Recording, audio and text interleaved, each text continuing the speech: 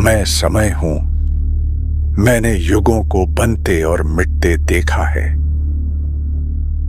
सतयुग का धर्म देखा, त्रेता में राम का अवतार और रामायण का महासंग्राम देखा।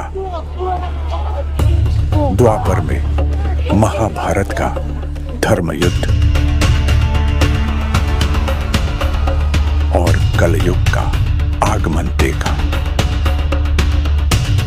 मैंने देवताओं को असुरों से लड़ते देखा, पुण्य को पाप से जूझते देखा। हर कहानी, हर घटना मेरी आंखों के सामने घटी है।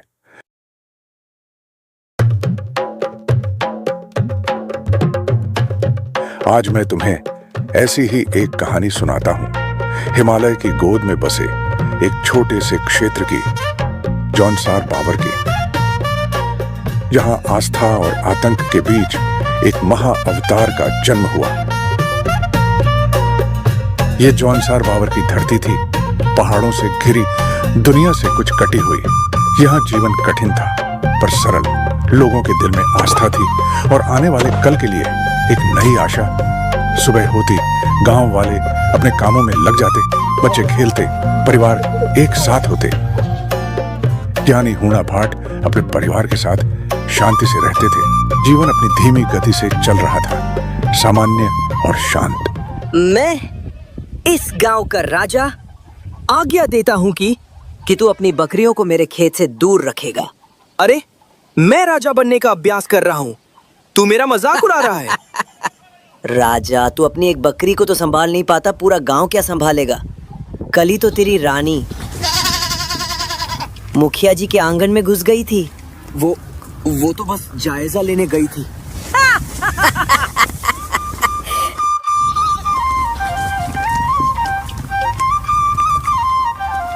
वाह, ऐसी धूप निकले तो समझो इस बार मक्के के भुट्टे दांत तोड़ देंगे। महादेव की कृपा बनी रहे बस। बाकी सब खेतों में तो ठीक है, पर गांव के छोर वाले उस खेत का कुछ समझ नहीं आता है। उसकी बात छोड़, सालों से बंजर पड़ी है वो जमीन। बड़े बूढ़े कहते हैं कि उस जगह का साया ठीक नहीं है।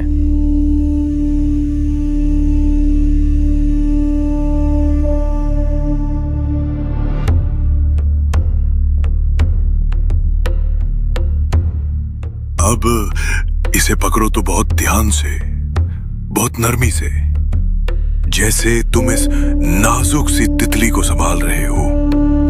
वैसे ही जीवन में तुम्हें मिलने वाली हर अच्छी चीज, हर रिश्ते, हर अवसर को संभालना होता है। तुम्हारी पकड़ मजबूत हो, पर इतनी नहीं कि इसे कुचल दे।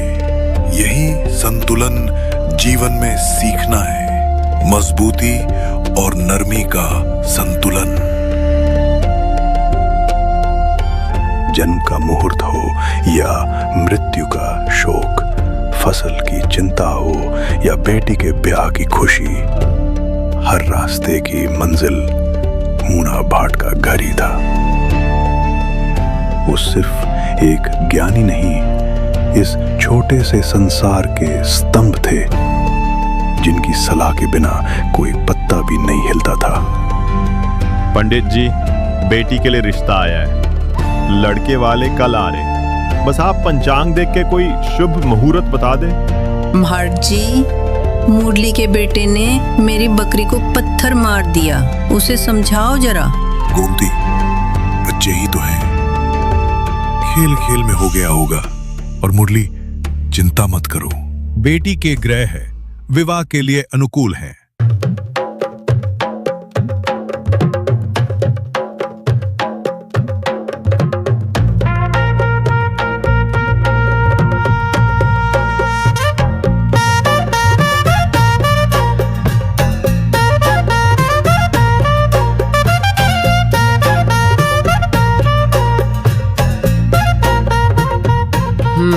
इसका स्वाद कुछ जाना पहचाना लग रहा है। कहीं ये वही तो नहीं? चुप कर। मैं तो बस पूछ रहा था, तू तो सच में बुरा मान गया।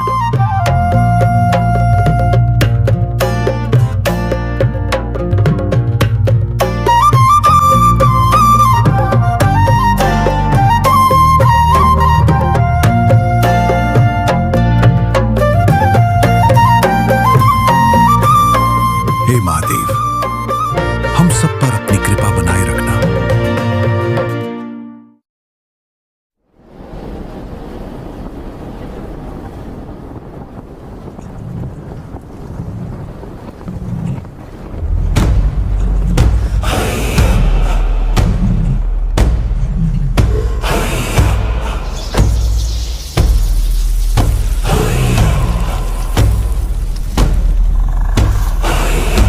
हजारों साल बाद ये शोर मेरी निद्रा भंग कर दी। कौन है ये कीड़े जो मेरे पर्वत पर उत्सव मना रहे हैं?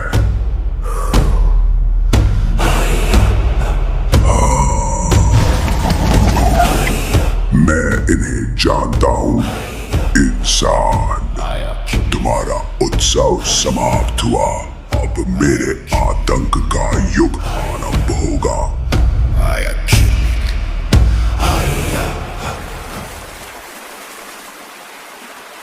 नानी, कल का जश्न तो कमाल का था। देर तक ढोल बजता रहा और बुधिया की शादी का खाना, वाह, मजा ही आ गया। हाँ बेटी, सच कहा। बरसों बाद ऐसी रौनक देखी गांव में। भगवान सबकी जोड़ी सलामत रखे। और अब जश्न खत्म, काम शुरू। तुम्हारे शेर दिखाई नहीं दे रहे, कहाँ हैं सब? क्या बताऊँ नानी, बड़े वाले तो जंगल गए हैं शिकार पर। कह रहे थे मौसम बदलने से पहले कुछ बड़ा हाथ लग जाए। और छोटे खेत संभाल रहे हैं। आसमान देख रही हो? पंडित जी कह रहे थे इस बार की बर्फ कहर बन के टूटेगी। बस उसी की तैयारी में लगे हैं सब। लकड़ी और राशन पानी का इंतज़ाम हो जाए तो शांति मिले। हाँ बिटिया, ठंड बहुत सख्त होगी। बस सब कुशल मंगल रहे और जल्दी बर्फ पिघल जाए। आज तो मैं इतना बड़ा हिरण मारूंगा कि पूरे गांव में 1 हफ्ते तक भोज चलेगा। रहने दे। पिछली बार जब एक गिलहरी तेरे सामने आ गई थी तो तू ऐसे भागा था जैसे भूत देख लिया हो। अरे वो गिलहरी नहीं थी, वो एक छोटा भालू था। दूर से देखने में गलती हो गई। हाँ, देखूंगा। कहीं ऐसा ना हो कि जानवर तुझे देखकर हंसने लगे और तू शर्म से ही भाग जाए। क्या हुआ? अब किस गिलहरी से डर गया?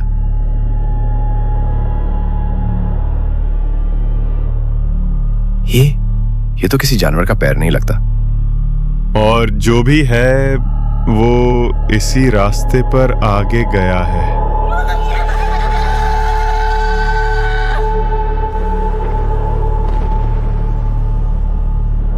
प्रकृति भी जैसे आने वाले विनाश का संकेत दे रही थी।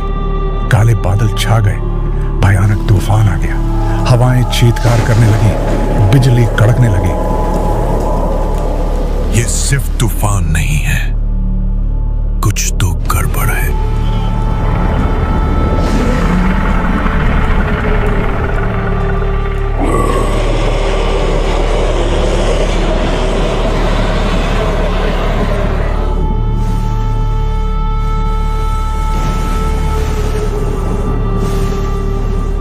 यह कौन आ गया है हमारे गांव में?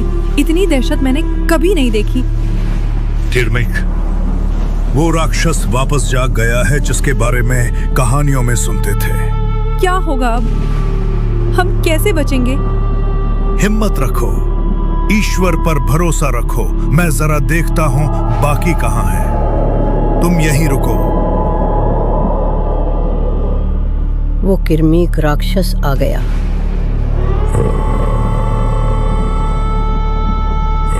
अब हमारी मौत निश्चित है।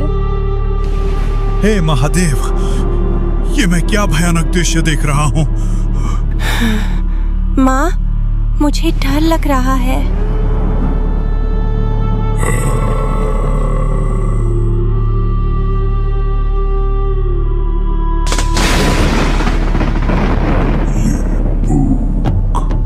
सदियों की प्यास, इंसानों की ये मीठी महक। तैयार रहो इंसानों, मैं हूँ राक्षस किर्मिक।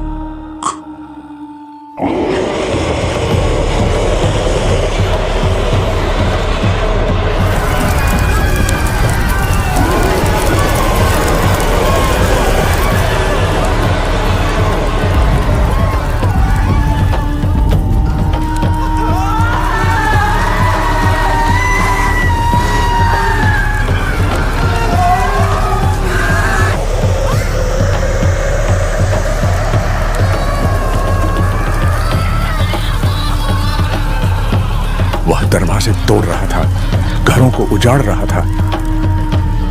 हे प्रभु, हमें बचाओ।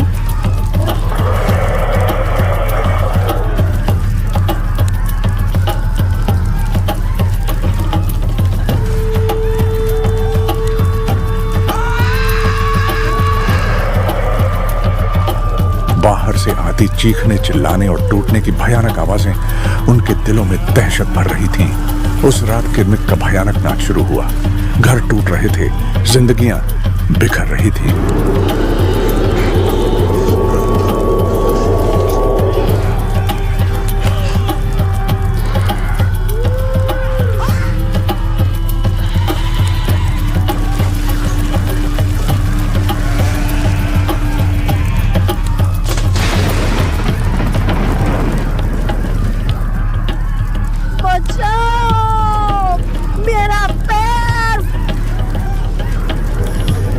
नानी, संभल के साथ, संभल के।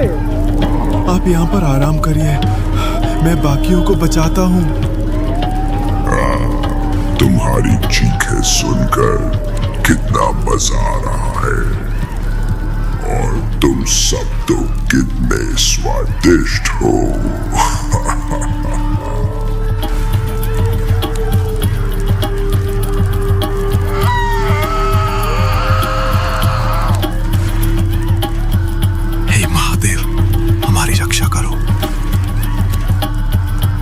हर रात वह आता और गांव में किसी न किसी घर पर मौत बनकर टूट पड़ता।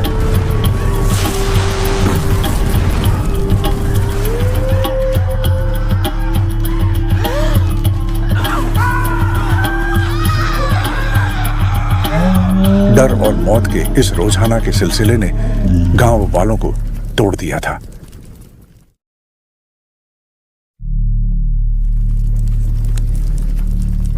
रात के घाव सुबह और भी गहरे नजर आते हैं। जब सूरज निकला तो गांव एक खंडहर जैसा दिख रहा था।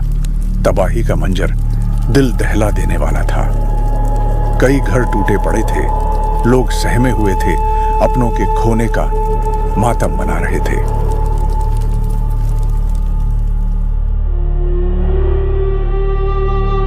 वह हर रात आएगा जब तक ये गांव श्मशान नहीं बन जाता।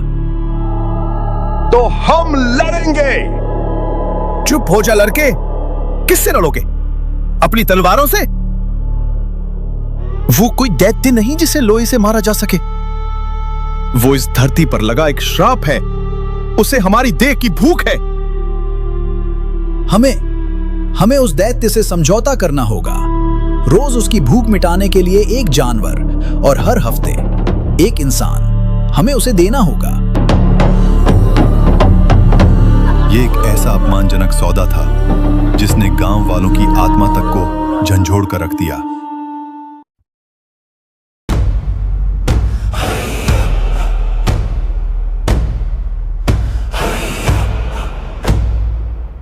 तुम जैसे कीड़ों के साथ तो समझौता ही हो सकता है, और मुझे हर हफ्ते एक इंसान और रोज एक जानवर। लेकिन याद रखना, जिस दिन तुम लोग मेरी भूख मिटाने में नाकाम रहे, उस दिन मैं तुम सबको एक एक को निगल जाऊंगा।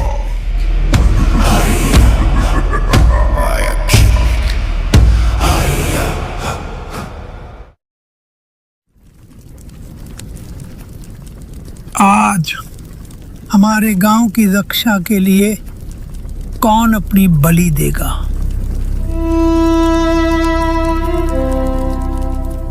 नहीं, कोई मत जाओ।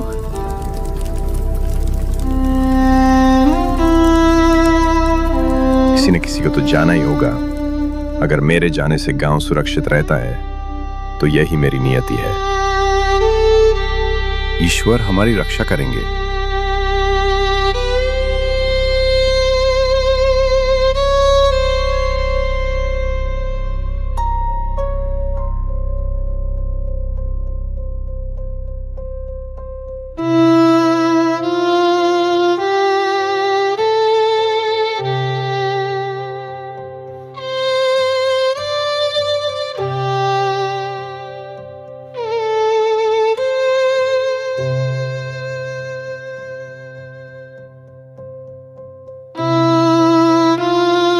किरमिक सिर्फ शरीर नहीं, गांव की आत्मा को खा रहा था। और इस तरह हर हफ्ते गांव पर एक भयानक खामोशी छा जाती। पंडित जी, मैं तो जा रहा हूं, बस मेरे नाना जी का ख्याल रखना, वो अकेले पड़ जाते हैं। ये उस समझौते की खामोशी थी जो लहू से लिखी गई थी।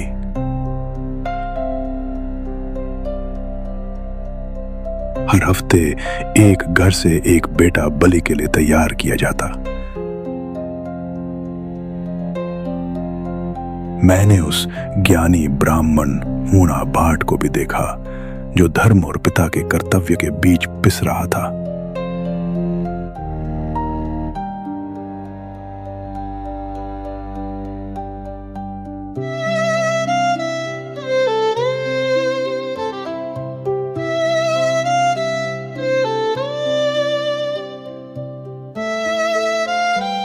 समय बीतता गया। एक एक करके हूणा भाट के बेटे भी किरमिक की बलि चढ़ चुके थे। हूणा भाट के घर में आशा की आखिरी किरण भी बुझती हुई नजर आ रही थी। जब सारे रास्ते बंद हो जाते हैं, तब इंसान सिर्फ ईश्वर को पुकारता है। हूणा भाट ने हाथ जोड़ दिए, आंखों में आंसू लिए, वे प्रार्थना करने लगे। हे प्रभु, हे महादेव, अब तुम ही सहारा हो। हमने क्या पाप किया है जिसकी सजा मिल रही है? मेरे बेटों को छीन लिया प्रभु, रहम करो, हमें इस संकट से बचाओ, कोई रास्ता दिखाओ।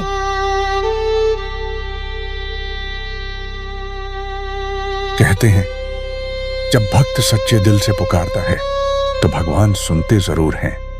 उस रात हूणा भाट को एक स्वप्न आया। एक दिव्य वाणी ने उन्हें संकट का हल बताया। हूणा भाट, उठो,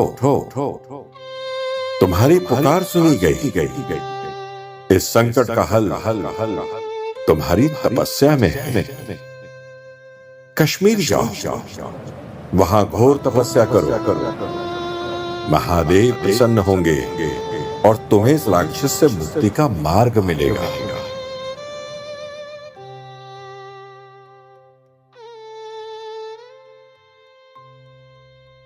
वह अकेला ब्राह्मण उस कठिन यात्रा पर निकलने के लिए तैयार था। मैंने फैसला कर लिया है, मुझे कश्मीर जाना ही होगा। वहीं मुझे अपने गांव के लिए, तुम सब के लिए मार्गदर्शन मिलेगा। अपना ध्यान रखना स्वामी, प्रभु आपकी रक्षा करें, जल्द लौटना। मरी मन से अपनी पत्नी और रोते हुए बेटे से विदा लेकर हूणा भाट निकल पड़े कश्मीर की ओर, एक अनिश्चित भविष्य की ओर कदम बढ़ाते हुए। क्या वह कश्मीर पहुंच पाएगा? क्या देवता उसकी पुकार सुनेंगे? जानने के लिए देखिए महासु अवतार का अगला एपिसोड।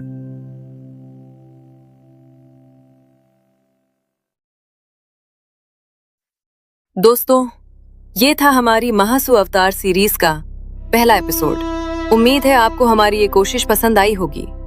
इस सफर को जारी रखने के लिए हमें आपके साथ की जरूरत है। अगर आप आगे की कहानी देखना चाहते हैं तो प्लीज चैनल को सब्सक्राइब करें, वीडियो को लाइक और शेयर करें और कमेंट्स में हमें बताएं कि आपको ये एपिसोड कैसा लगा। मिलते हैं अगले एपिसोड में। जय महासु देवता।